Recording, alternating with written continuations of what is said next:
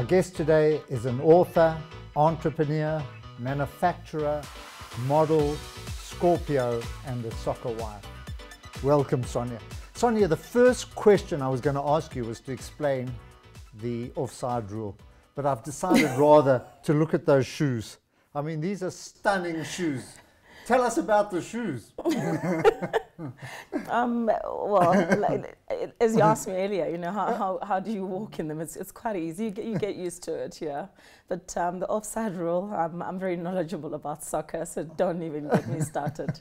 What made you write the book? What was this self-revelation? Was this something that you wanted to express yourself? Because you seem to be reinventing yourself all along the way, from model now to author.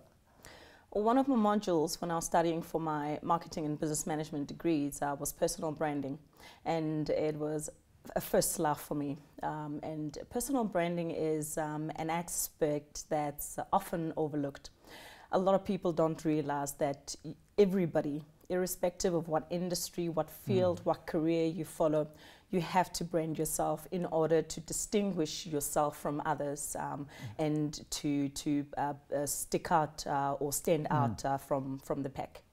But how do you do that? Do you need a publicist, or can you do it yourself?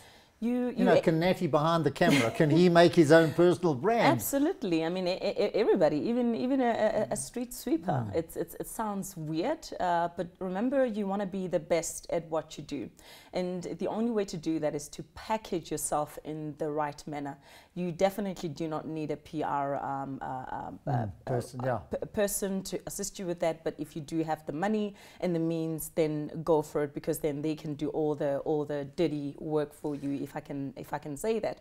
But you are able to do it. First of all, you need to know your worth. That's very, very important. But you need to look at where you are at the moment and where you foresee yourself, you know, that is whether elevating yourself to a different level or a different brand, from a brand into a super brand.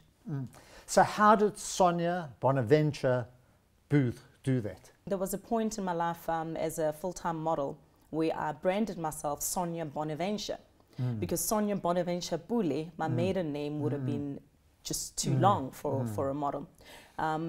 But for me at the moment, you know, the brand Sonia Booth has been in the building, in the making for the last 14 years, because I realized, you know, I want to package myself in a certain way as a serial entrepreneur and as a philanthropist, and now as an author. So it suits my personality and it suits the brand that I've presented so far.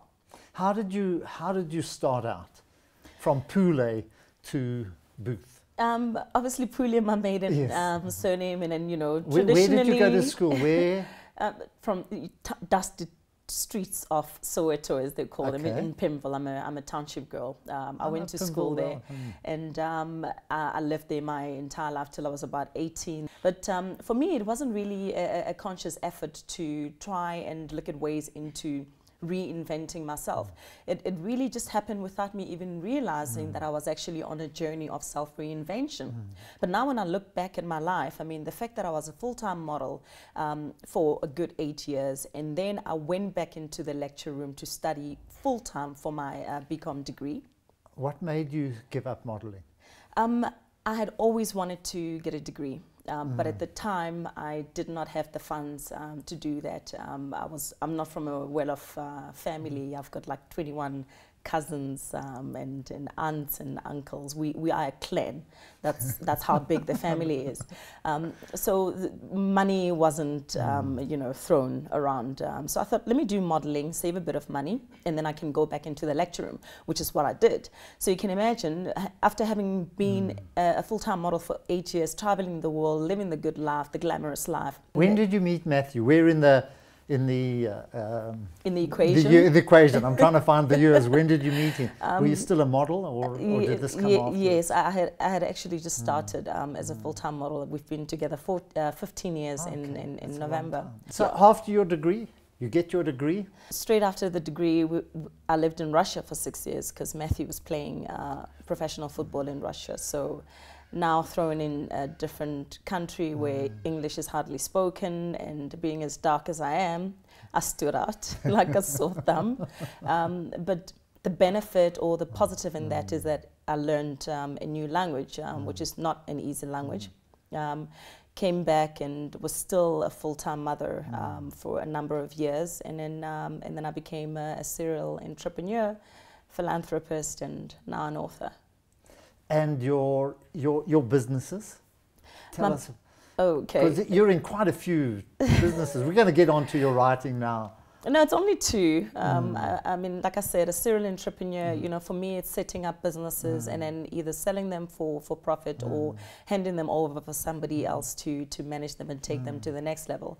The first one was a footwear manufacturing factory, which I opened here in South Africa, and proudly South African, 100% South African, but owned by me.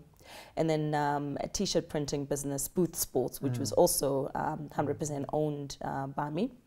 And then myself and my husband are both trustees and directors of the Booth Education and Sports Trust, which is a non-profit public benefit organization.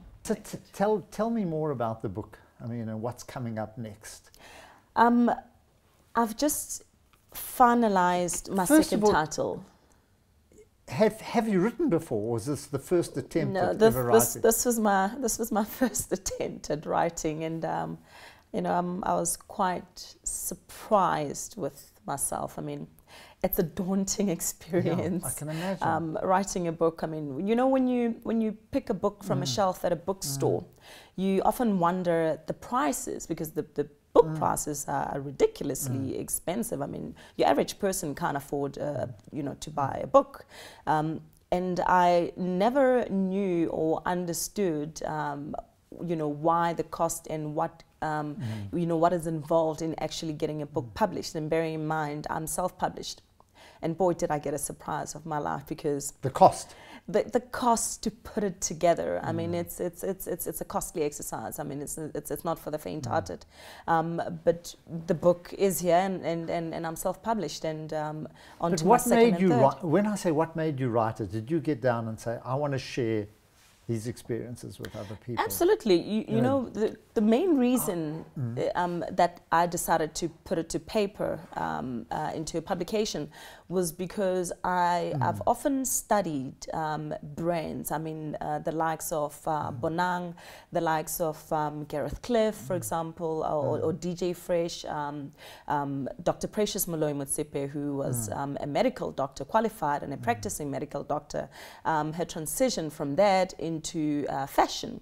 And that has always fascinated me, and I often asked myself, you know, how do they get themselves to stay relevant so that you and I carry on talking about them, and the interest staying in what they have to present. And you realize that they all have meaningful contributions in their respective industries.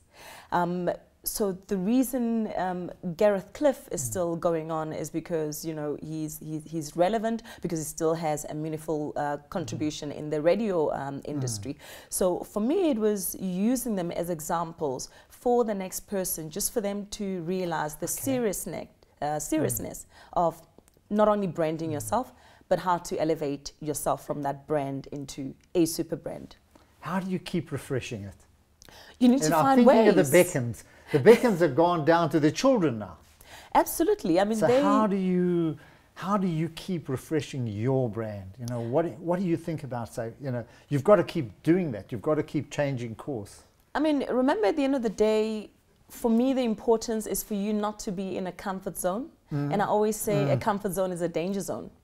And it is, because the minute you get comfortable or complacent, you no longer give out 100%, because you wake up every morning. It's kind of like, it becomes a routine where you wake up in the morning and then you go to your job as a radio or TV presenter, and you know, you touch your dials, whatever, and it just comes naturally. And the creativity over time, it diminishes, because it becomes like a daily occurrence, and there's no, like the chutzpah is lost somehow along the lines. So I think this book just helps people on how to find ways to reignite that spark and the energy, because then you have to look at yourself and say, okay, well, now I've become you know, an expert in this radio industry.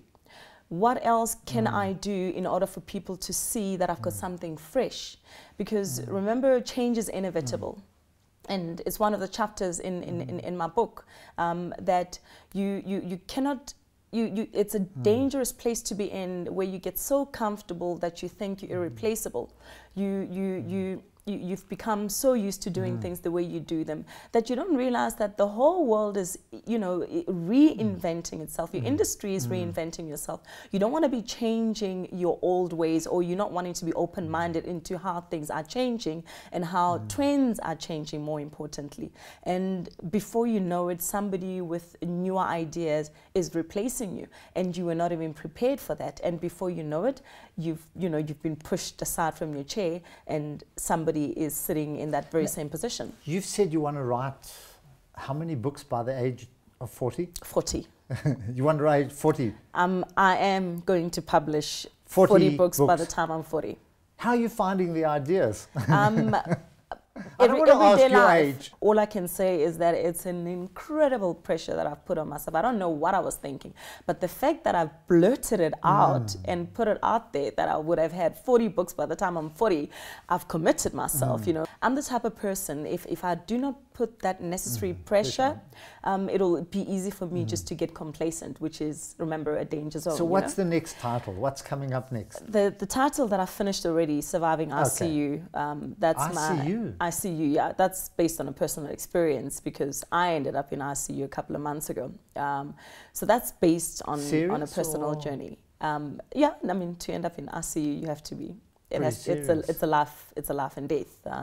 So I survived that, and the book will share what I went through and how I got out of that situation. And you sit down on your word processor and you go. Do you have an editor? Yes. No, I do. I mean, I'm a person that acknowledges that I don't know it all, and I can't be an expert in everything. So all I can do is write, and I will get somebody to look at the first draft of my manuscript, and then, but at the end of the day, I'll have a professional editor to edit my book. Because remember, I do not want a mediocre product out there, because, you know, my brand name is on the book. So I want you to read it and, you know, not find any spelling mistakes, because that's embarrassing. It's not only embarrassing, but it's unprofessional. Sonia, we're going to have to stop there. All right.